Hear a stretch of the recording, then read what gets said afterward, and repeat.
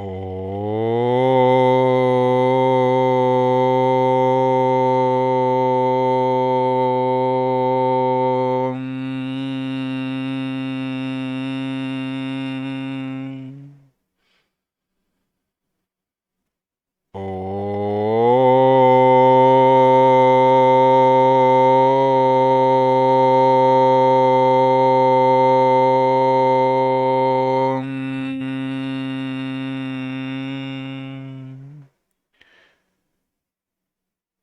श्री गणेशाय नमः। श्री सरस्वत्यै नमः। श्री गुरुभ्यो नमः।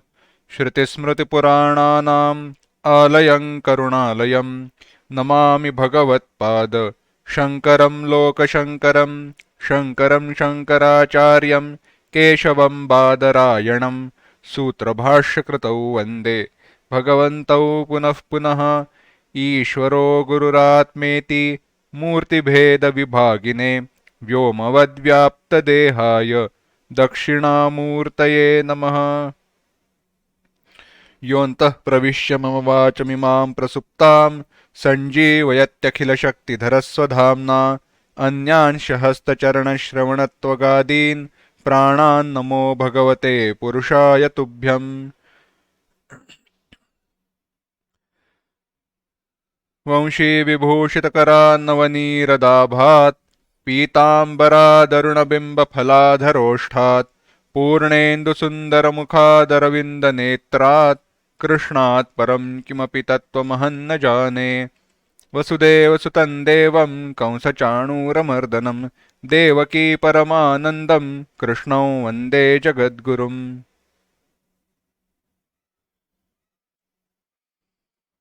आज के चिंतन को शुरुआत करने के पूर्व 10वें अध्याय के पहले 4 श्लोक एक साथ पढ़ते हैं।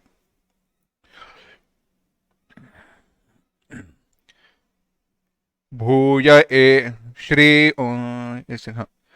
ओम श्री परमात्मने नमः। अथ दशमोऽध्यायः।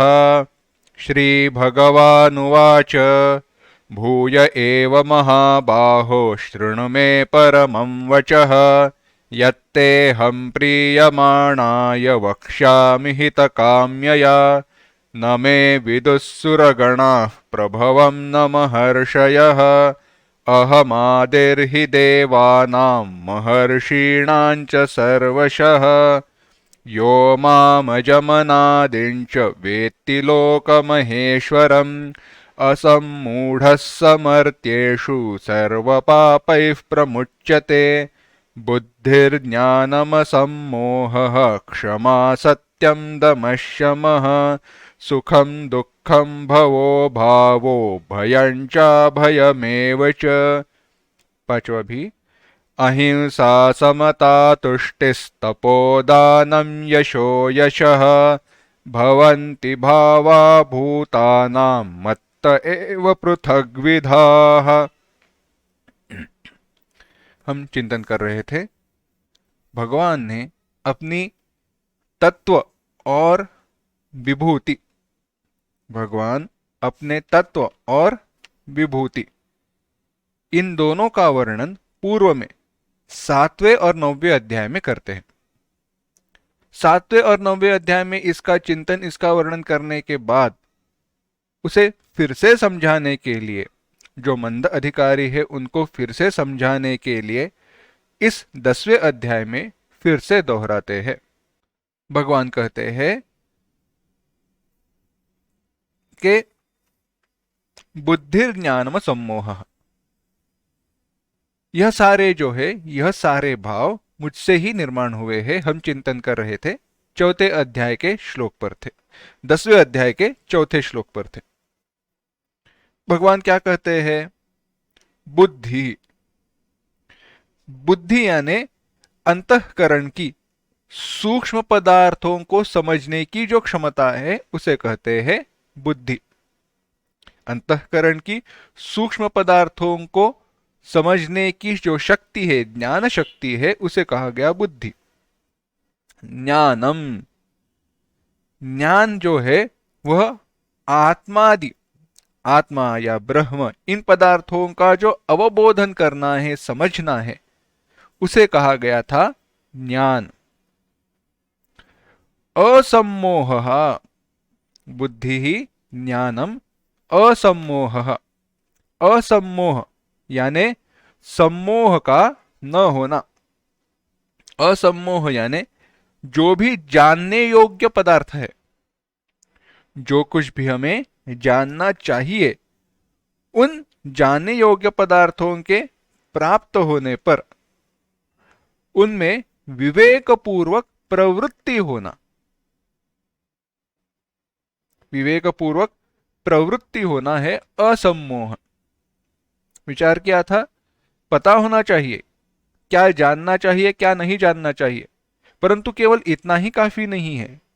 क्या जानना है, यह जानने के बाद जो जानना चाहिए उसे जानने के लिए प्रयास करना भी आवश्यक है।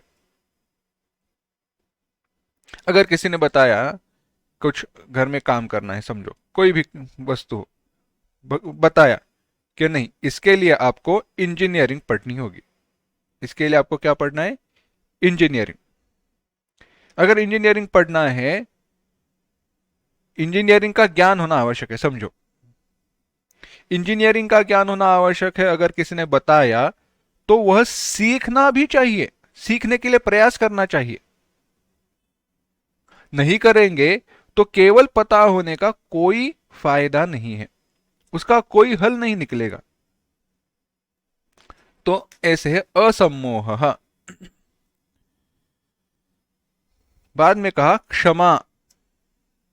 क्षमा का विचार क्या था, किसी के द्वारा अपनी निंदा की जाने पर, ताड़ना दी जाने पर भी चित्त में व्यथा, दुख को उत्पन्न न होने देना, क्षोभ उत्पन्न न होने देना है क्षमा। क्षमा का यह भी विचार किया था, यह केवल इस जन्म के नहीं अगले जन्म के लिए भी हमें उपकारी होता है। केवल हमारे नहीं, जिसके द्वारा हमें ताड़ना दी जा रही है उसके लिए भी अगले जन्म की प्राप्ति का यह बाध कर देता है।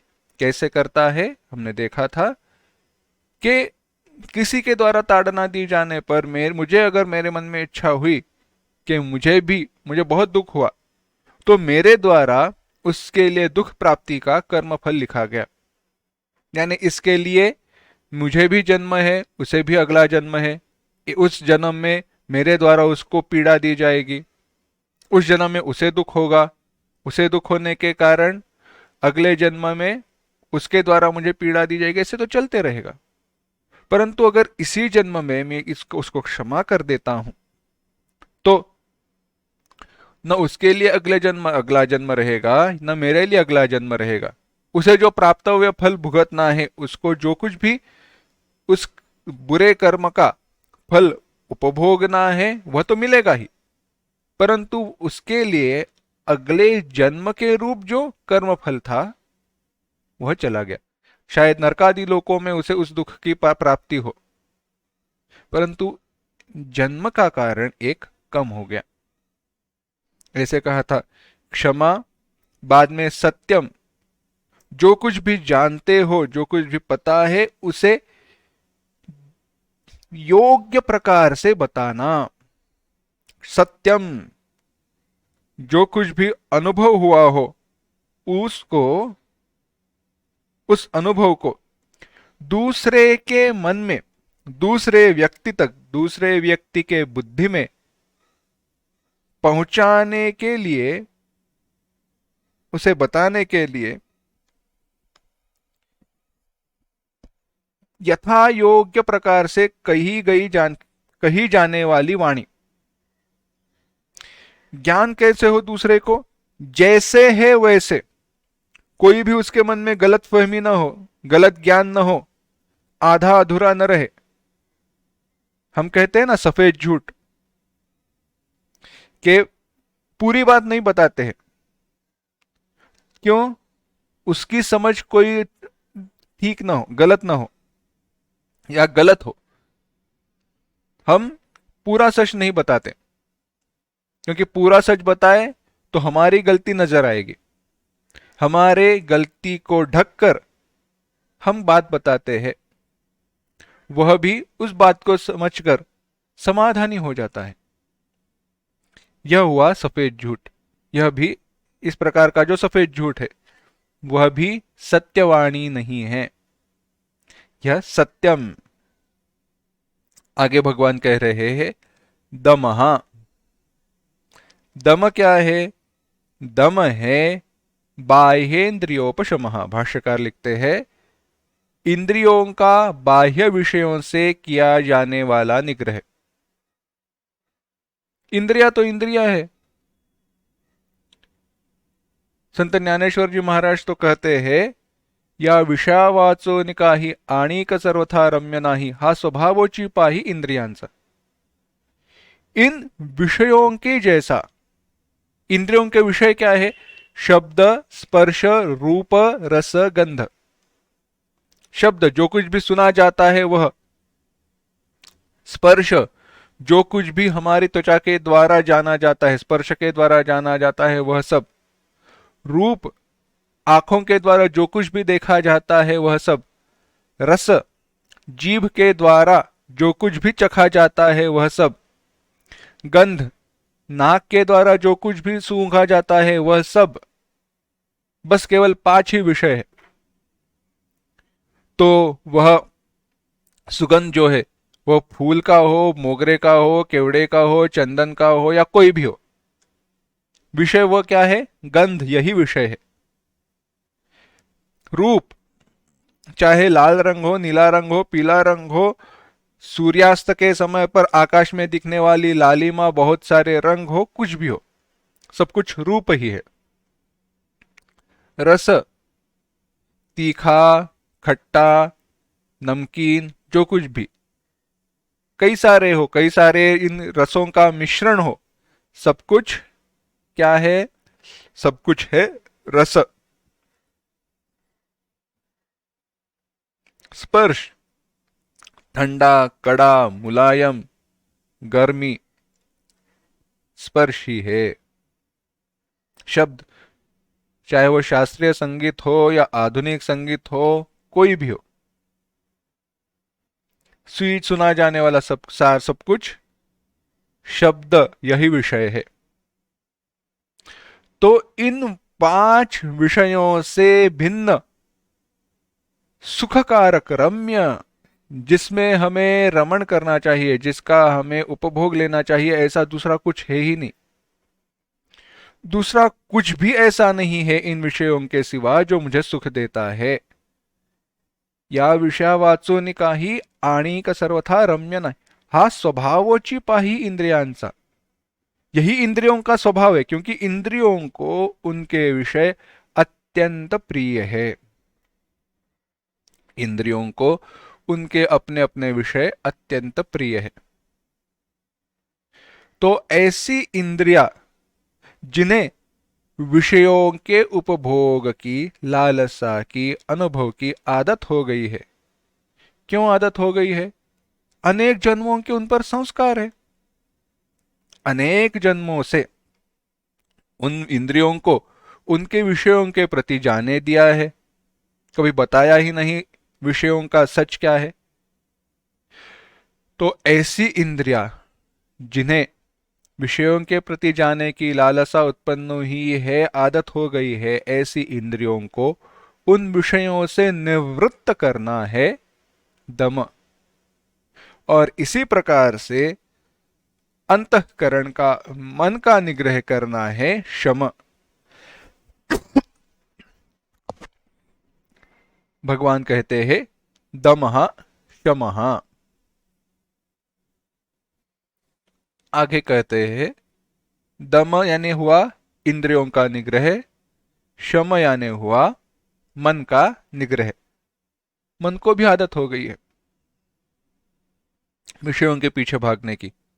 सांसारिक विषयों के अलावा उसे दूसरा कुछ सूझता ही नहीं है। तो ऐसे मन का भी निग्रह करना है, ऐसे मन का निग्रह करना हुआ शम। आगे कहते हैं सुखम। सुख यानी क्या? सुख यानी आह्लाद। लादयति, जो मन को संतुष्ट करता है, जो मन के लिए अनुकूल है। दुख क्या है? संताप, ताप होना, परेशानी होना। सुख है, दुख है। सुख दुख की दूसरी व्याख्या भी एक बताई जाती है शास्त्र में। विषयाणाम आनुकूल्ये सुखम, विपर्यये दुखम। जो भी हमारे पास प्राप्त विषय है या परिस्थिति है, वह जब मेरे लिए अनुकूल हो जाती है, अनुकूल हो जाती है यानी क्या? अनुकूल हो जाना यानी जैसे मैं चाहता हूं वैसे होना। अनुकूल यह शब्द आपने कई बार सुना रहेगा, पढ़ा रहेगा, परंतु बड़ा सुंदर शब्द है। अनुकूल, प्रतिकूल, ऐसे दो शब्द है उसमें, अनुकूल प्रतिकूल में। कूल माने तट, नदी का जो तट रहता है वह, गंगा का तट, यमुना का तट हम कहते हैं। तट पर, नदी के तट पर जाकर खड़ा हुआ। विचार कीजिए, अब बीच में से नदी बह रही है। नदी के दो तट है, एक इस पार का, एक दूसरे पार का। अनु यानी जिस जगह पर मैं हूं वहीं का, कूल माने तट। तो अनुकूल होना, परिस्थिति का अनुकूल होना यानी जो जहां पे मैं हूं वहीं पे वस्तु का होना। इस दृष्टि से अर्थ आया है अनुकूल। विचार कीजिए, एक नदी है, नदी को लांघकर आपको जाना है। कुछ ज्यादा बड़ी नहीं है, परंतु फिर भी उसके ऊपर कोई पुल वगैरह नहीं है। मल्ला है पर एक ही है, एक ही नाव लोगों को इस पार से उस पार लेकर जाती है। अब जब आप लांग कर, नदी को लांग कर जाना चाहते हो और उस वहां तक पहुंचते हो, तब आप बताओ, अगर वो मल्ला, वो नाव दूसरे तट पर रहेगी तो होगा क्या? परेशानी होगी। जब तक वो आए तब तक राह देखनी होगी, राह देखनी पड़ेगी। यानी हुआ क्या? वह नाव आपके लिए अनुकूल नहीं, कैसी है? प्रतिकूल है, प्रतिकूल है, दूसरे कूल पर, दूसरे तट पर है। लेकिन अनुकूल यानी होगी क्या? वह जिस तट पर आप हो वहीं पे है। इसी प्रकार से विषयों का जैसे आप इच्छा करते हो वैसे होना, परिस्थिति का, आजू बाजू में जो भी वस्तु, व्यक्ति, काल, देश, जो कुछ भी है, सब कुछ, देश माने भारत देश ऐसे नहीं, जगह, जगह आपके लिए अनुकूल है। आज उस देश में रहने वाले, उस वहां पे रहने वाले लोग आपके लिए अनुकूल है, जैसे आप चाहते हो वैसे है। ऐसे सब जो कुछ होता है तब भी जाकर आपको सुख का अनुभव होता है। विश्वास नहीं है तो एक बात बताता हूं। आप मूवी देखने के लिए बैठे, टीवी ऑन किया। आजकल तो जब आप चाहते हो तब मूवी देख सकते हो, ऑनलाइन स्ट्रीमिंग हो गया है। बैठे, सोचा कि चलो अच्छे से, अभी कोई आने वाला नहीं है, 1-1.5 घंटा मूवी देखते, कुछ खाना खाते हैं। बात तो गलत है परंतु चलो मान लेते हैं। आप बैठे, 5-10 मिनट हुए कि नहीं, बेल बजी। दरवाजा खोला तो पड़ोसी वाले आए थे। आए भी किस लिए है? खीर देने के लिए, या हलवा बनाया है, हलवा देने के लिए आए हैं। हलवा भी कैसा है? घी से पूरा भरा हुआ है, कटोरी में पूरा घी ऊपर दिख रहा है। बता इसलिए रहा हूं, देखो कितना बड़ा विषय, सुंदर विषय है। हाँ, यानी हलवा आपको दिया, आपने उनके साथ बात की, रखा, फिर से जाकर बैठे, थोड़ा हलवा परोस लिया, खाना खाना शुरू किया। खाते हैं नहीं, फिर से बेल बजी। गए तो लॉन्ड्री वाला धोबी आया था, आज सुबह आया नहीं शाम को आया, या शाम को आया नहीं सुबह दोपहर को आया, गलत समय पर आया है, यानी उसके हमेशा के समय पे आया नहीं है। ऐसे कितने सारे भी उदाहरण आप जोड़ दो। दूध वाला बिल देने के लिए आया है, पेपर वाला बिल देने के लिए आया है, वॉचमैन कुछ सर्कुलर देने के लिए आया है, कुछ पत्रक देने के लिए आया है, परिपत्रक। यानी होगा क्या, इस सब जब हो रहा है तो यह सारे महत्व के विषय है। हलवा भी आपको मिला है, परंतु क्या सुख का अनुभव होगा आपको? इस अवस्था में आपको सुख का अनुभव होगा नहीं, क्योंकि चाहे प्राप्त होने वाली वस्तुएं सुखदायक क्यों न हो, आपके सामने अच्छा खाना है, आप आपकी पसंदीदा मूवी चित्रपट देख रहे हो, हलवा भी पड़ोसी ने लाके दिया है, बड़ा सुंदर हलवा है, परंतु यह होते हुए भी सुख का अनुभव नहीं होगा, क्योंकि जो आपके मन में इच्छित था उस समय में करना, वैसे आपको अनुभव आया नहीं। यानी अनुभव जब करोगे उन वस्तुओं का तो प्राप्त होने वाला सुख रहेगा सुख, परंतु फिर भी जैसा आप चाहते हो वैसे वो सुख का अनुभव नहीं रहेगा। यानी अनुकूल होने पर ही विषयों का, विषय अनुकूल होने पर ही आपको सुख का अनुभव आता है, और जब प्रतिकूल रहते हैं तो दुख का अनुभव आता है। दुख यानी संताप होता है। विचार कीजिए, आप क्या कहोगे, इसी समय आना था उसको, अच्छा मूवी देख रहा था, अच्छा कुछ खाना खाने के लिए बैठा था, खाना खाने बैठता हूं तभी आते हैं, संताप हुआ, दुख, सुख, दुख। भवः, भगवान आगे कहते हैं भवः यानी उद्भव, उत्पन्न होना। अभवः, भवः अभावः का है, भवः अभावः। अभाव यानी वस्तु की अनुपलब्धि नहीं है, न होना नहीं है। यहां पे अर्थ है विनाश। अभाव का अर्थ एक है क्या, एक अर्थ है न होना। अभाव यानी क्या, मेरे सर पे टोपी का अभाव है, यानी क्या, मेरे सर पे टोपी नहीं है, बिल्कुल बात सही है, परंतु अभाव होना यानी क्या, अभाव माने विनाश यहां पे, क्योंकि पहला शब्द है भव, उत्पत्ति, उत्पत्ति और विनाश। उत्पत्ति और विनाश इस संसार के हर वस्तु को लागू होते हैं। जो वस्तु उत्पन्न हुई है उसका विनाश निश्चित है, उसका विनाश होना अपरिहार्य है, होना ही है, उसको हम दूर नहीं रख सकते। चाहे वो कितनी भी पुरानी क्यों ना हो, या चाहे कितनी भी नई क्यों ना हो, चाहे उसकी आयु कितनी भी बड़ी क्यों ना हो। विज्ञान के दृष्टि से देखा जाए तो उनके द्वारा कहा गया कि बिग बैंग वगैरह जो है उसके द्वारा इस संसार की उत्पत्ति हुई वगैरह वगैरह, परंतु वे भी मानते हैं कि इसका विनाश भी है। उत्पत्ति और विनाश, इन दो बिंदुओं में संपूर्ण जगत बंधा हुआ है।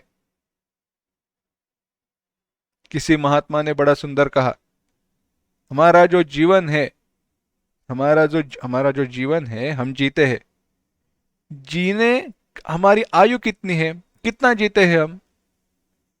तो महात्मा ने कहा केवल 2 क्षणों का हमारा जीवन है, केवल 2 क्षणों का हमारा जीवन है। कौन से 2 क्षण? जिस समय माता की गर्भ से बाहर आते हैं और लौकिक दृष्टि से हमारा जन्म होता है, वह एक क्षण, और मृत्यु के समय जब इस शरीर से हमारे प्राण छूट जाते हैं वह समय, एक जन्म का क्षण और मृत्यु का क्षण। बाकी हमारी आयु है ही नहीं, बाकी जीवन जीवन है ही नहीं। क्यों? क्योंकि उस जीवन को भी जीवन क्या कहे जब भगवान का नाम नहीं लिया गया। जिस क्षण भगवान का नाम लिया जाता है वही हमारा सचमुच में जीना है। नहीं तो बाकी पत्थर, प्राणी और हम में क्या फर्क हुआ? पत्थर भी तो निर्माण होते हैं, नष्ट हो जाते हैं, परंतु हम कहते हैं वह जी रहे हैं। क्या जीना है वह? हमारे प्राण चल रहे हैं, सांस चल रही है, इसका अर्थ तो नहीं कि हम जी रहे हैं। जीवन की सफलता तभी है जब हमारे द्वारा भगवत प्राप्ति के लिए प्रयत्न किया जाता है, तभी सही मायने में, सही अर्थ में हम जीते हैं, हमारा जीवन जीते हैं।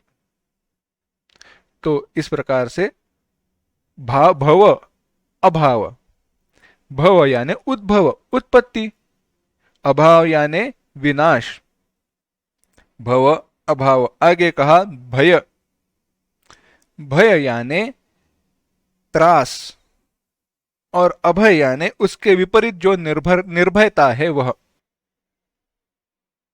एक बड़ा सुंदर वाक्य है, एक अंग्रेजी कादंबरीकार है, उन्होंने लिखा है, the greatest fear known to man is fear of unknown. अगर कोई सबसे बड़ा भय मनुष्य को पता है, तो जिस बात को हम जानते नहीं है उस बात का भय सबसे बड़ा भय है। जिस बात को हम जानते नहीं है वह, अज्ञात का भय सबसे बड़ा भय है। और यही तो बात है, जो हमें भय किसका है? हमें भय किसका है? हर बार कोई भी अवस्था में देखो, कोई भी अनुभव में देखो, दो चार हमारे जीवन में आने वाले अनुभवों का हम चिंतन करते हैं। चलो, अगर आप रात के समय 12 बजे, अमावस की रात है, जा रहे हो, रास्ते से चल रहे हो, गांव का रास्ता है, खंबे पे दिया है पर उस दिए के कारण अंधेरा ही ज्यादा प्रतीत हो रहा है। अगर पूरा अंधेरा हो तो कोई बात लगती नहीं है, पर दिया है फिर भी अंधेरा दिखाई दे रहा है तो भय ज्यादा है। चलो आगे बढ़ते हैं। रास्ते से जा रहे हैं, बीच में पीपल का पेड़ दिखाई दिया, हवा चल रही थी, पानों की आवाज आ रही है, उसके डालियों की आवाज आ रही है।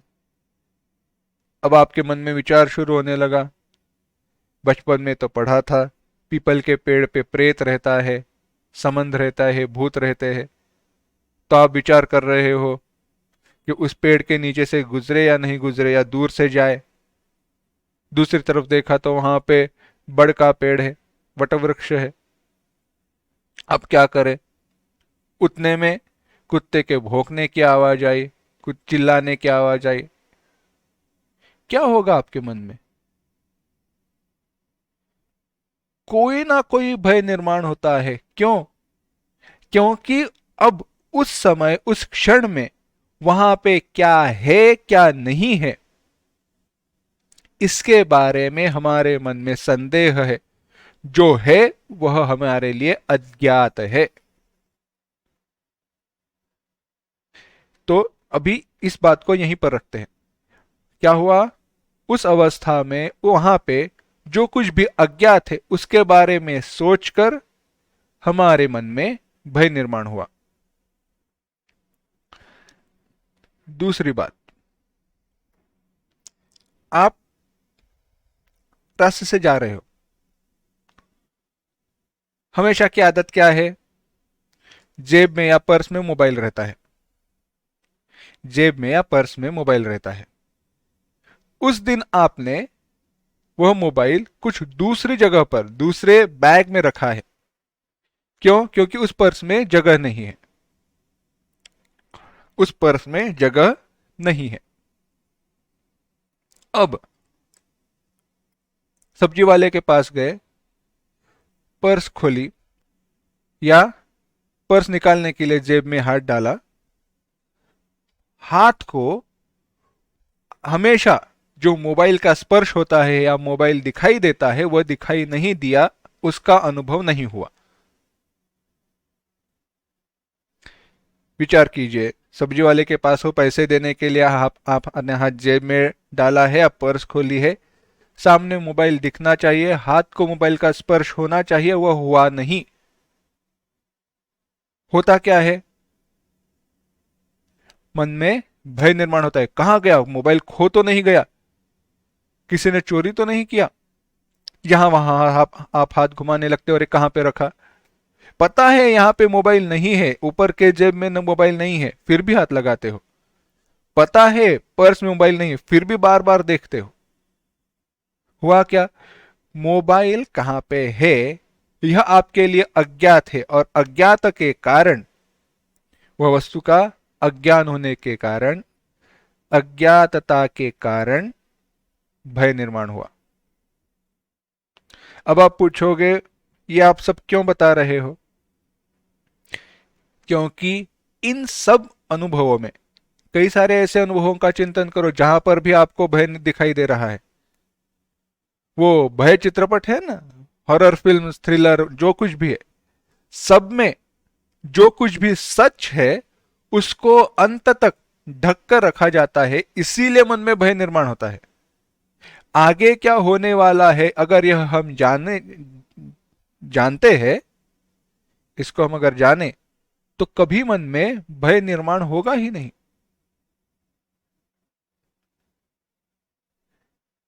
तो इन सारे अनुभवों में एक समान बात कौन सी है? अज्ञातता, ज्ञात न होना। यानी भय के लिए कारण है अज्ञान। इसीलिए उपनिषदों ने कहा, द्वितीयाद्वै भयम भवति। अज्ञान ही द्वितीयाद्वै। जब अज्ञान के कारण हम सोचते हैं कि मेरे अलावा भिन्न कोई दूसरा है, तब भय का अनुभव है। मेरे अलावा दूसरा कोई है, मेरे अलावा दूसरा कोई है, ऐसे विचार करने पर भय का अनुभव निश्चित है। और मेरे सिवा दूसरा कोई है, यह भाव कब आता है? जब हमें अपने स्वरूप का ज्ञान न हो तब। आत्मस्वरूप की अज्ञानता के कारण, अज्ञान के कारण ही ऐसे होता है। हम अपने आप के स्वरूप को, हम हमारे स्वरूप को नहीं जानते हैं, इसीलिए यह होता है। विचार कीजिए, यह बात है। तो क्या हुआ? दुख का कारण क्या हुआ? भय का कारण क्या हुआ? अज्ञान। वह अज्ञान अज्ञान चला जाए तो भय भी चला जाता है। अभय, ज्ञान के कारण ही अभय की प्राप्ति होती है। आत्मज्ञान के कारण ही मनुष्य सत्य दृष्टि से निर्भय हो सकता है। भयम च अभयमेव च। अभय, निर्भयता भी उसी के कारण है। विचार कीजिए, युद्ध में दो योद्धाएं हैं। एक योद्धा निर्भय है। क्यों? क्योंकि उसके मन में संदेह नहीं है अपने बल के बारे में।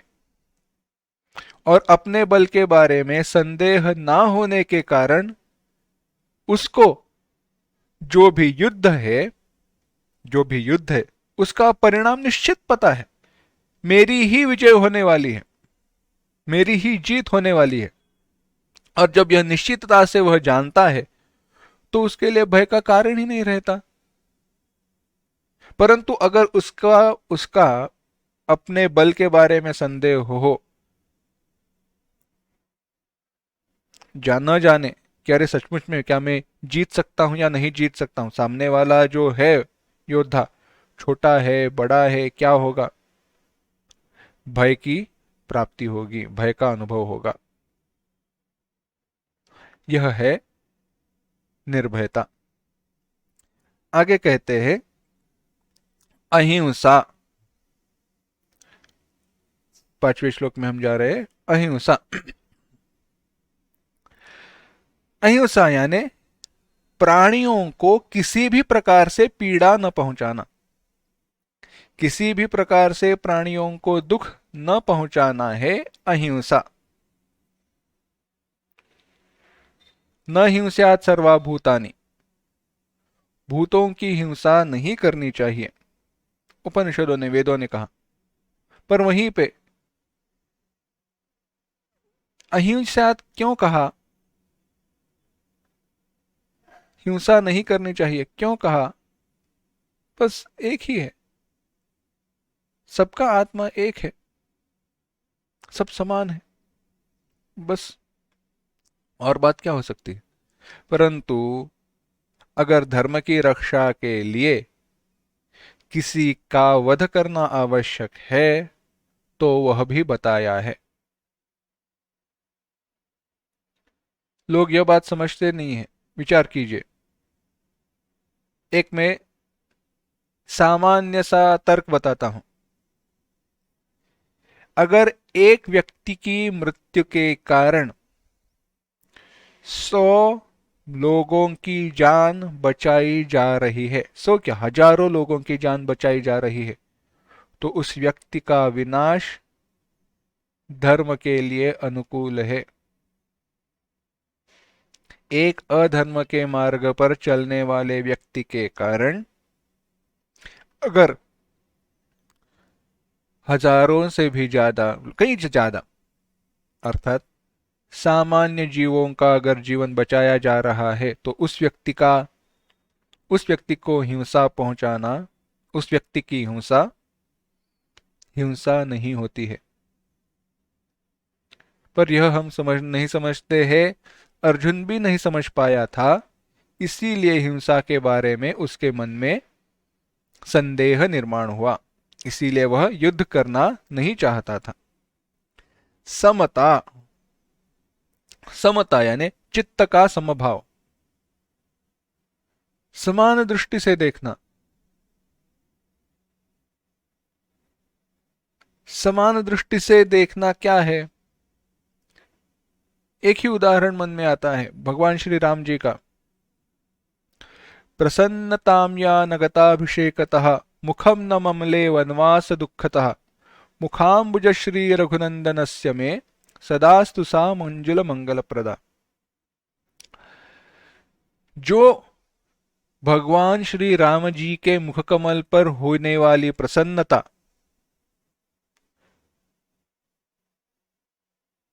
बढ़ी नहीं, कब बढ़ी नहीं?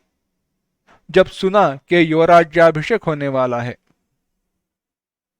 अभिषेक की बात से, अभिषेक की वार्ता से जिनकी मन की प्रसन्नता प्रफुल्लित नहीं हुई, न उनमें बढ़ोतरी हुई न बढ़ी, और वनवास की वार्ता से, वनवास की बात सुनकर न मुरझी नहीं, दूर नहीं गई, वह प्रसन्नता, वह ऐसा प्रसन्न मुख कमल मेरे लिए सदा मंगलकारी हो। प्रभु श्री राम जी ने न कभी दुख किया न कभी सुख किया, सारे अनुभवों को समान दृष्टि से देखा। यह समता है, यह अंतःकरण की क्षमता है, समान सारे अनुभवों को देखना। और यह कब हो सकता है? जब उन अनुभवों से जुड़ा हमारा अहंकार क्षीण हो जाता है, नष्ट हो जाता है, तभी। देखो, कोई भी अनुभव हमारे लिए सुखकारक दुखकारक, अभी जो भी बताया हमने, जो भी देखा, वैसे कब होता है? जब उस अनुभव से हमारा अहंकार जुड़ा होता है, तब। छोटे बच्चे का उदाहरण देते हैं। छोटे बच्चे रास्ते से चल रहे हैं, भाग रहे, दौड़ रहे, गिरते हैं। जब गिर जाते हैं, आजू बाजू में देखते हैं, और अगर कोई देख रहा है ऐसे पता चला तो रोने लगते हैं। कोई देख रहा है ऐसे पता चला तो रोने लगते हैं। अगर कोई नहीं देख रहा है तो क्या करते हैं? ऐसे ही आगे चलते हैं। यानी अहंकार को अगर ठेस पहुंची, अहंकार दुखी हुआ, तो ही दुख का अनुभव है। ऐसे ही समता इत्यादि के बारे में सोचना चाहिए। समता तभी हो सकती है जब उस अहंकार को दुख नहीं पहुंचता। अहंकार को दुख ना पहुंचने के लिए अहंकार का न होना ही सही है। अहंकार न हो तभी वह संभव है। समता। तुष्टि ही, तुष्टि माने संतोष। जो भी प्राप्त है उसमें समाधान रहना।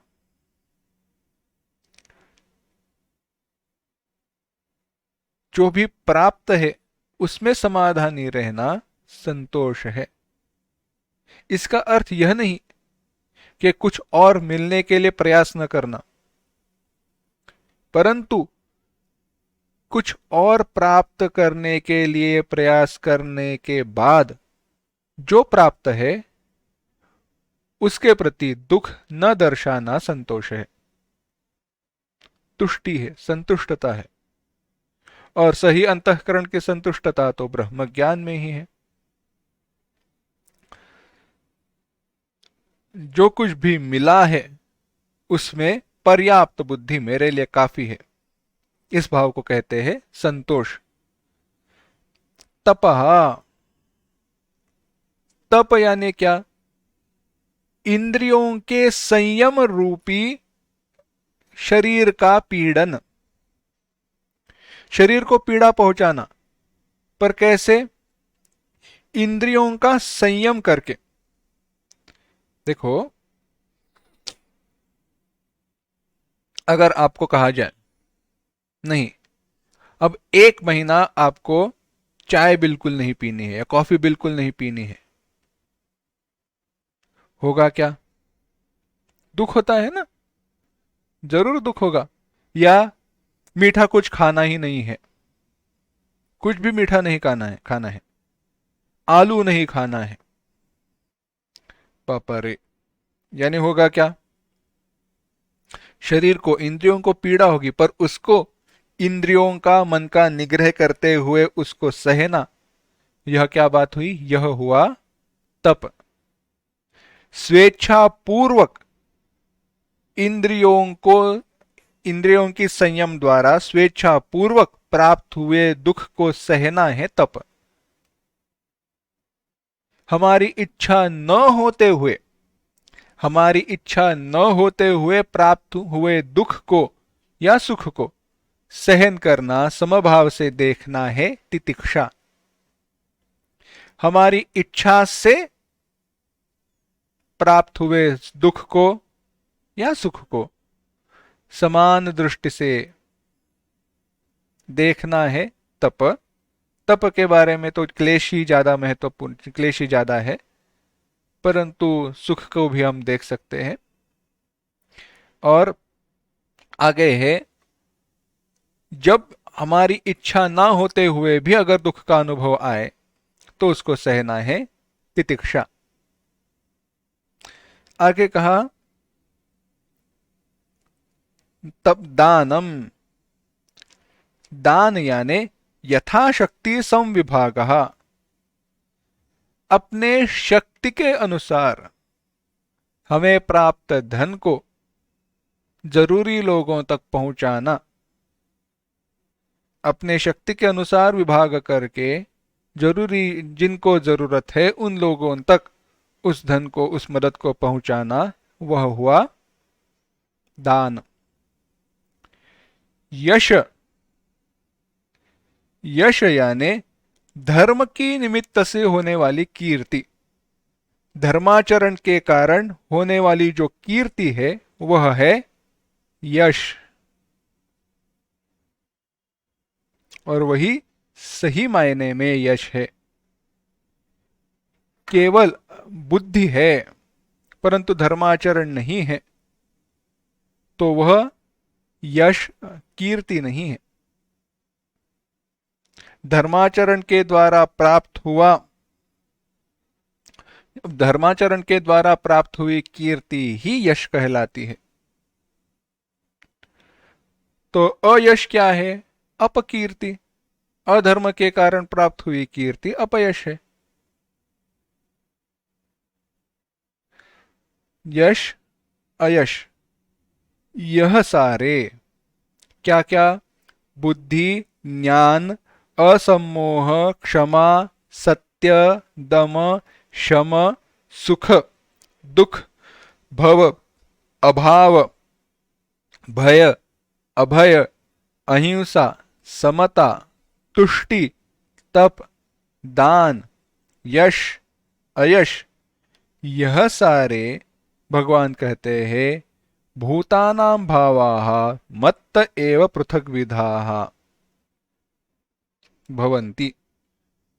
भगवान कहते हैं यह सारे जो प्राणियों के अपने अपने कर्मों के अनुसार होने वाले बुद्धि आदि जो भाव है वे सब मुझ ईश्वर से ही होते हैं।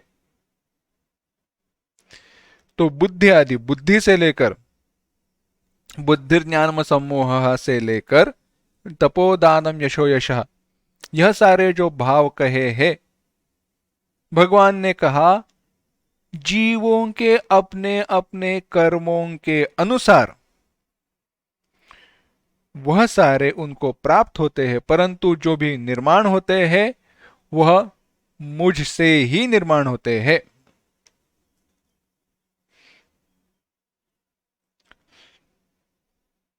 भवन्ति भावा यथोक्ता बुद्ध्यादयः भूतानां प्राणिनां मत्त एव ईश्वरात् पृथग्विधाः नानाविधाः स्वकर्मानुरूपेण। भाष्यकार कह रहे हैं, क्यों कह रहा हूं?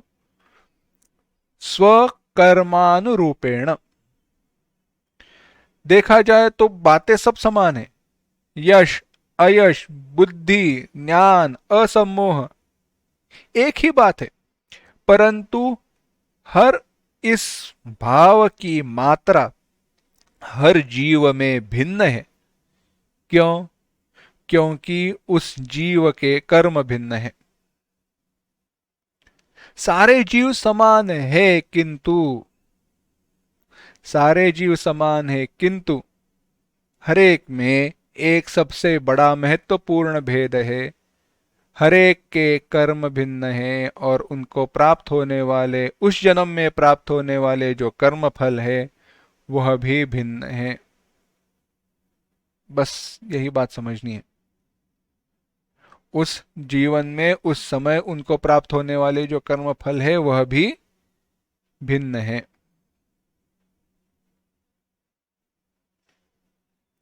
तो मत्त एव पृथक विधाः। अब आगे भगवान कहते हैं इसी के साथ भगवान क्या कह रहे हैं? मैं लोकों का महान ईश्वर क्यों हूं? क्योंकि यह सारे भाव मुझ ईश्वर से ही निर्माण हुए हैं। अब आगे कहते हैं किंच, छठा श्लोक देखना। महर्षयः सप्त पूर्वे चत्वारो मनवस्तथा मद्भावा मानसा जाताः येषां लोक इमाः प्रजाः। एक साथ। महर्षयः सप्त पूर्वे चत्वारो मनवस्तथा मद्भावा मानसा जाता येषां लोक इमाः प्रजाः। येषां लोक इमाः प्रजाः। यहाँ पे लोक इस शब्द के ऊपर ध्यान देना। लोक वहां पे लोके है, बाद में अर्थ देखेंगे। भगवान कह रहे हैं पूर्वे, पूर्व काल में, सप्त महर्षयः, सात महर्षि, क्या है, भृगु, मरीचि, अत्रि, पुलस्त्य, अंगिरस आदि, वह सारे सात महर्षि, तथा और चत्वारः मनवः, चार मनु। यह चार मनु कौन है? तो जो चार सावर्णी मनु है वह सावर्णी मनु। मद्भावा, मुझ में ही भावना रखने वाले। कैसे है? मुझ में ही इस अर्थ से देख लेना, ईश्वरीय सामर्थ्य से युक्त, ईश्वरीय सामर्थ्य से युक्त, और मेरे द्वारा, भगवान कहते हैं, मानसा जाता है, मन के द्वारा उत्पन्न किए हुए यह सारे हैं। येषाम, जिनके, लोके, लोक में, इमाः प्रजाः, यह सारी प्रजाएं हैं। भगवान कह रहे हैं, सरल अर्थ देखते हैं। भृगु आदि जो सप्त महर्षि है वह सारे, और चार मनु, जिनका अतीत काल से संबंध है, पूर्व काल से संबंध है, और जो ये किनसे कह रहे हैं? महर्षि और मनु, इनके बारे में कह रहे हैं भगवान। यानी सात जो महर्षि भगवान यहाँ पे कह रहे हैं वह कहे गए भृगु आदि, भृगु, मरीचि, अत्रि, पुलस्त्य, पुलह, क्रतु और वशिष्ठ, वशिष्ठ, यह सारे सात महर्षि हैं। और चार सावर्णी मनु है। देखा जाए तो 14 मनु है, परंतु सावर्णी इसमें चार है। सावर्णी कौन से है? तो सावर्णी, धर्म सावर्णी, दक्ष सावर्णी और सावर्ण, चार नाम है उनके, उनके अपने काम है। उन मनु जो है उनके ऊपर सबसे बड़े पहला क्या काम है? प्रजा की उत्पत्ति, प्रजा का निर्माण करना, ज्ञान रक्षा, उनको ज्ञान देना। ज्ञान यानी सब कुछ, जो वेदों का ज्ञान है, क्या करना चाहिए क्या नहीं करना चाहिए, सब कुछ बताना, इनका काम होता है। भगवान कह रहे हैं ये सारे ईश्वरीय सामर्थ्य से युक्त और मेरे द्वारा मन से उत्पन्न किए हुए। भगवान कहते हैं वो सारे जो मेरा सामर्थ्य है वही इनका सामर्थ्य है, मेरे द्वारा युक्त सामर्थ्य से यह पूरे है, परिपूर्ण है, और मेरे द्वारा मन से ही यह निर्माण किए गए हैं। मद्भावाः मानसा जाताः, मेरे मेरे मन से यह निर्माण किए हुए हैं। और आगे कहते हैं इनके द्वारा रची हुई ये चर अचर रूप, स्वेदज, आंडज, उद्भिज, जरायुज, यह सारे जो चार प्रकार के जीव है, अंडे से उत्पन्न होने वाले, गीलेपन से उत्पन्न होने वाले, गर्भ से उत्पन्न होने वाले, जमीन को फाड़कर उत्पन्न होने वाले यानी पेड़ इत्यादि, पशु पक्षी सारे, कीड़े, यह सारे कैसे हैं? भगवान कहते हैं यह सारे चर और अचर रूप प्रजाएं जो है यह लोके,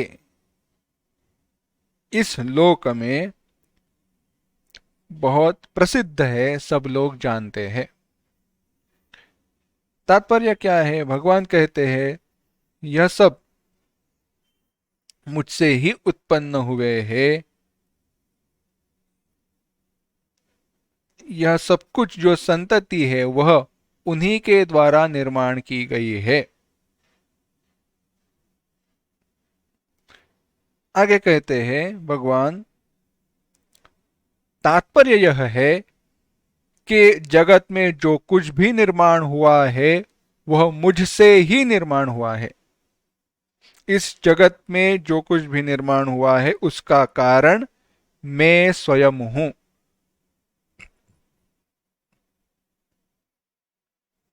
या उल्टा कहो, इस जगत का जो कारण है वह भगवान है। इस जगत का जो कारण है वह स्वयं भगवान है।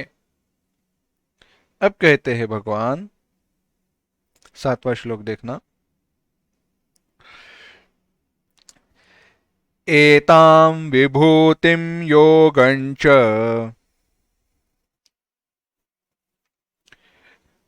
मम यो वेत्ति तत्त्वतः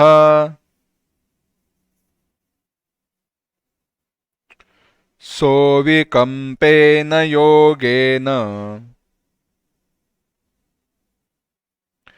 युज्यते नात्र संशयः।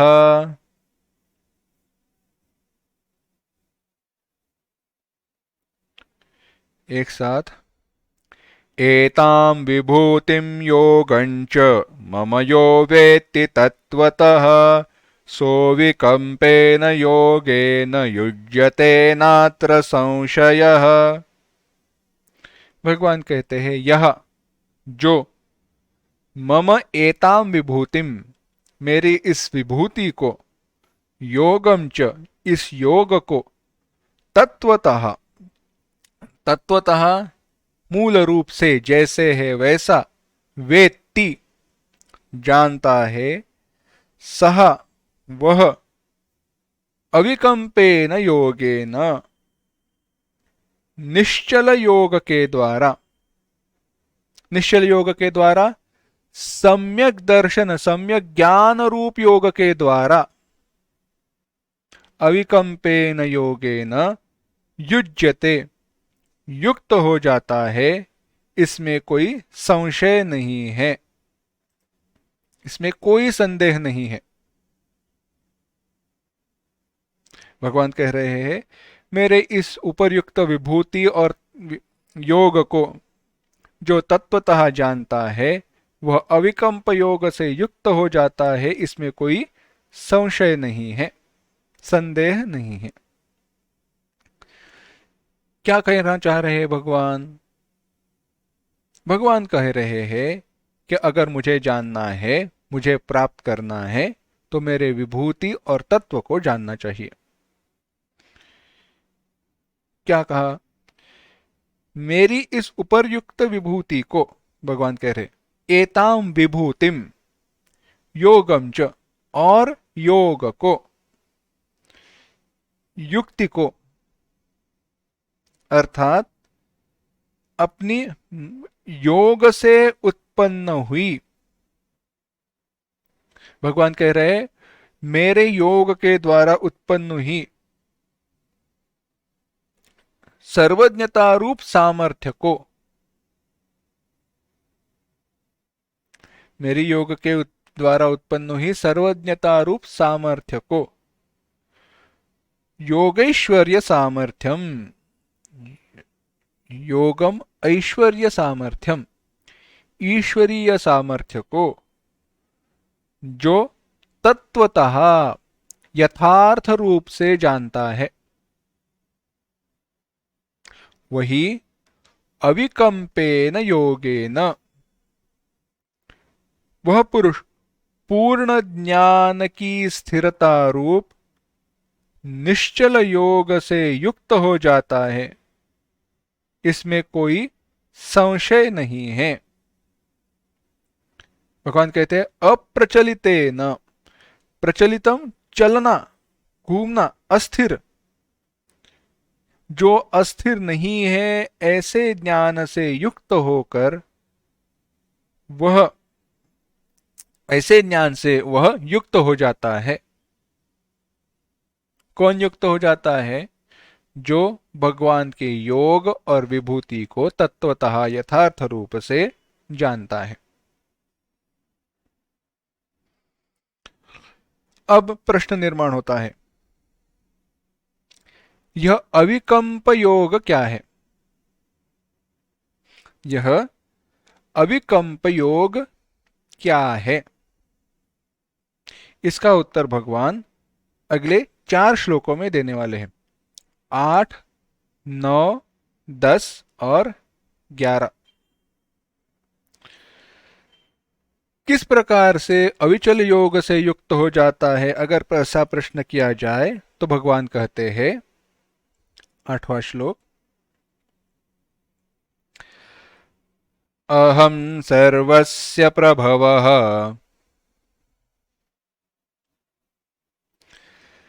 मत्तः सर्वं प्रवर्तते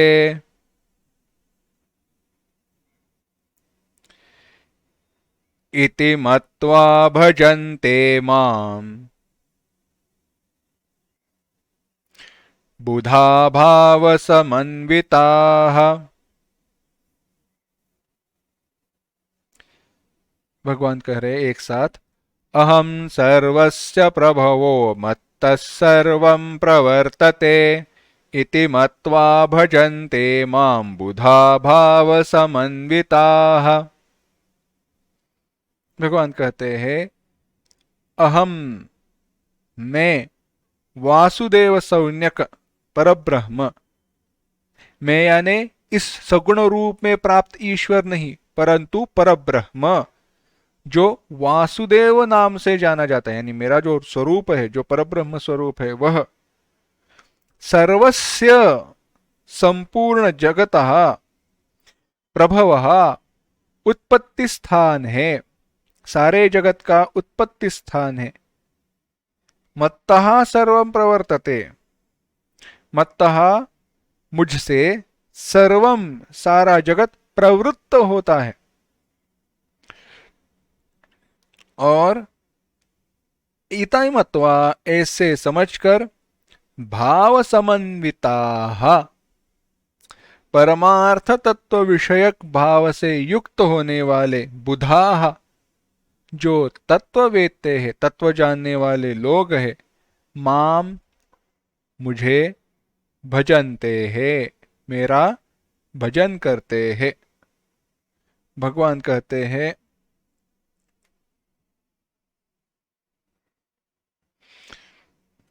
मैं वासुदेवाख्य, वासुदेव नामक परब्रह्म समस्त जगत के उत्पत्ति का स्थान हूं।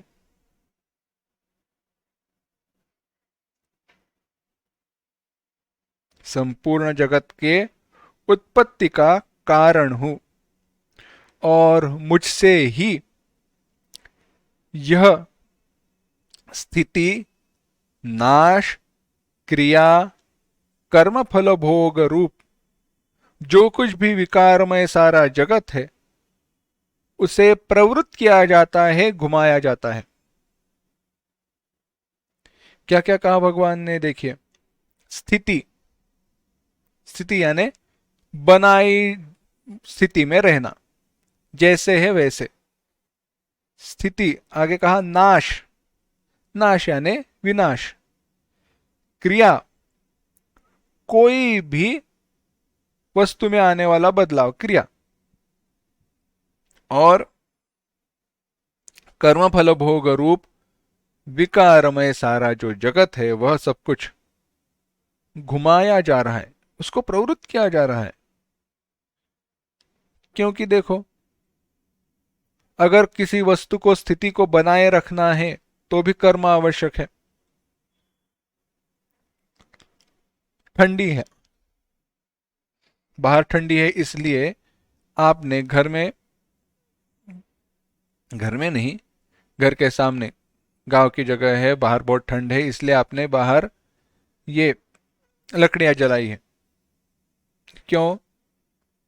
उसका ऊष्मा मिले। अगर उसको बनाए रखना है तो उसमें बार बार लकड़ियां डालनी पड़ेगी, तभी वो बनी रहेगी। यानी अगर स्थिति को बनाए रखना है तो भी कर्म है। नाश, नाश के लिए भी कर्म है, क्रिया आवश्यक है, क्रिया आवश्यक है। कर्म फल, कर्म करते हैं तो कर्म का फल मिलता है, फल का उपभोग लेना पड़ता है, उपभोग भी एक दृष्टि से क्रिया है। तो ऐसे विकारों से युक्त यह सारा जो जगत है, भगवान कहते हैं मेरे द्वारा ही यह घुमाया जा रहा है। प्रवृत्त होता है, निर्माण होता है। प्रवृत्त होना यानी कोई करने के लिए प्रवृत्त होना, इस दृष्टि से प्रवृत्त इस शब्द का अर्थ है। आगे कहते हैं ऐसे अभिप्राय को, इस बात को ठीक ठीक समझने के कारण, अच्छी इस प्रकार से समझने के कारण, परमार्थ तत्व की धारणा से युक्त हुए बुद्धिमान, परमार्थ तत्व को जानने वाले बुद्धिमान, भाव समन्विता, ऐसे बात को समझने वाले वह बुद्धिमान तत्वज्ञानी पुरुष, माम भजन्ते, मेरा भजन करते हैं, अर्थात भगवान कह रहे हैं मेरा चिंतन करते हैं, ब्रह्म का चिंतन करते हैं। दृष्टांत बताते हैं ब्रह्म का चिंतन करना, बात समझ में आएगी। भगवान श्री हनुमान जी की कथा है। हनुमान जी सीखने के लिए किसके पास गए? हनुमान जी के गुरु है भगवान सूर्यदेव। सूर्य भगवान उनके गुरु है। कैसी बड़ी सुंदर लीला है देखो। हनुमान जी के गुरु है सूर्य भगवान, वही जिनको खाने का फल समझकर उनको खाने का प्रयास जिस बालक ने किया था, वही बालक अब भगवान उन्हीं के पास सीखने के लिए जा रहा है। सूर्य भगवान को पता चला। अब सूर्य भगवान ने भी परीक्षा ली, सूर्य भगवान को भी डर था। पहले तो यह बालक तो एक तो सामान्य है नहीं, हनुमान जी जैसा बालक सामान्य है नहीं। पहले तो पृथ्वी पर था, वहां से कूदकर सूर्यलोक में आया और मेरा भक्षण करने के लिए आया, मुझे मेरा ग्रास लेने के लिए आया। अब क्या करे, अभी तो पास में ही रहेगा, सीखने के लिए आया है तो इसको वापस कैसे भेजे, ना तो नहीं कह सकते।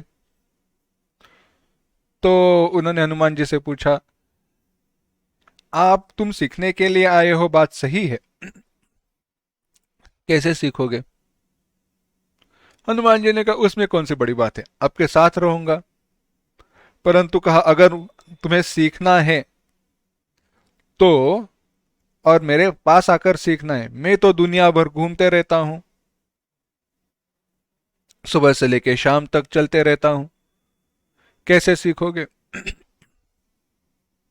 हनुमान जी ने कहा उतनी कौन सी बड़ी बात है, मन की तरह मेरी गति है, तुम्हारे साथ चलते रहूंगा। सूर्य भगवान ने कहा नहीं नहीं, तुम मेरे साथ चलोगे पर मेरे बाजू में रहोगे, शिष्य हो तो सामने रहना पड़ेगा। रथ में आओगे तो तुम्हारा और मेरा आसन एक हो जाएगा, गुरु का आसन ऊपर होना चाहिए, शिष्य का आसन नीचे होना चाहिए, कैसे सीखोगे? हनुमान जी ने कहा वह भी बड़ी चिंता नहीं है, वह भी कोई चिंता नहीं है, मैं रथ के सामने चलूंगा पर उल्टा चलूंगा, आपकी तरफ मुंह करूंगा, बाकी की तरफ पीठ करूंगा। तो उन्होंने कहा अरे यह भी चलना भी क्या चलना होगा क्या, क्या यह चलना भी चलना है? पर हनुमान जी ने कहा नहीं कोई बात नहीं, मैं चलूंगा। बाद में हनुमान जी ने उनके पास से विद्या प्राप्त की।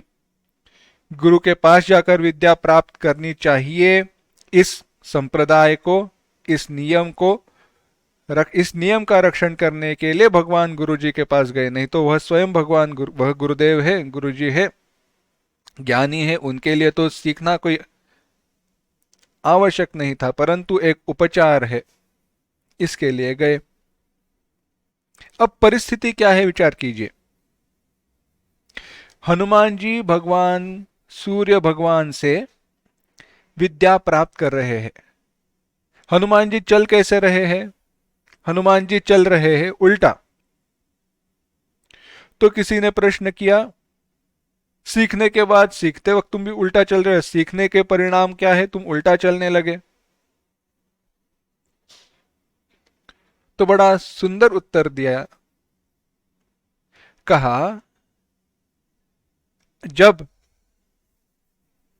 अगर विद्या प्राप्त करने पर जगत में वैसे ही चले, गुरुजी से विद्या प्राप्त करने पर या गुरुजी से विद्या प्राप्त करते वक्त जगत में वैसे ही चले जैसे पहले चलते थे, तो फायदा क्या है विद्या सीखने का? जगत में चलते वक्त अगर वैसे ही चले जैसे पहले चलते थे, सीधे सीधे, तो विद्या प्राप्त करने का फायदा क्या है? विद्या का परिणाम ऐसे हो हम उल्टा चलने लगे, जगत की दृष्टि से उल्टा, परंतु परमार्थ की दृष्टि से सीधा चले। दूसरा भी एक अर्थ है। क्या अर्थ है? जगत में हम कैसे भी चले, जगत में कैसे भी रहे, परंतु हमारी दृष्टि गुरु उपदेश के पास रहनी चाहिए, और गुरु उपदेश के पास दृष्टि होनी है और जगत में चलना है तो उल्टा ही चलना पड़ेगा। यह तत्ववेत्ते ऐसे ही है। तत्वज्ञानी पुरुष भगवान का भजन करते हुए जगत में चलते हैं, क्योंकि जगत में सब जगह पर वह भगवान को देखते हैं। जगत में है, जगत का अनुभव कर रहे हैं, परंतु उनकी दृष्टि भगवान के प्रति है। श्लोक में क्या कहा? परमार्थ तत्व की धारणा से युक्त जो बुद्धिमान तत्वज्ञानी पुरुष है, वह मेरा भजन करते हैं, वह मेरा चिंतन करते हैं। मेरा चिंतन करते हैं, क्यों करते हैं? क्योंकि वह जानते हैं यह संपूर्ण जगत मेरे द्वारा निर्माण हुआ है, इत्यादि जो पहले विचार किया। हनुमान जी के उदाहरण से हमने यह देखा, हनुमान जी जब सूर्य भगवान की रथ के सामने उल्टा चल रहे हैं, तो उल्टा चलना क्या है? विद्या प्राप्त करने के बाद जैसे संसार में संसारी की तरह हम जीवन जीते हैं, वैसे ही इस आध्यात्मिक ज्ञान को पढ़ने के बाद संसारी की तरह रहे, तो उस विद्या के प्राप्ति का कोई फायदा नहीं है। और साथ ही में जगत में कैसे भी चले, कैसे भी चले यानी जगत में सांसारिक जीवन में कोई भी अवस्था में हम क्यों न हो, जीवन कैसे भी व्यतीत हो क्यों न हो रहा हो, चलते वक्त हनुमान जी की दृष्टि जैसे गुरु जी के पास थी, गुरु ज्ञान के पास थी, ऐसे ही हमारी दृष्टि शास्त्र वचन गुरु वचन के पास होनी चाहिए, वही चिंतन होते रहना चाहिए, जैसे तत्ववेत्ते ज्ञानी पुरुष करते हैं। और क्या है अविकल्प योग, इसका और विस्तार भगवान करने वाले हैं, परंतु वह विचार हम अगली बार देखते हैं। ओम असतो मा सद्गमय तमसो मा ज्योतिर्गमय मृत्योर्मा अमृतंगमय। ओम शांति शांति शांति। हरि ओम। श्री गुरुभ्यो नमः। हरि ओम।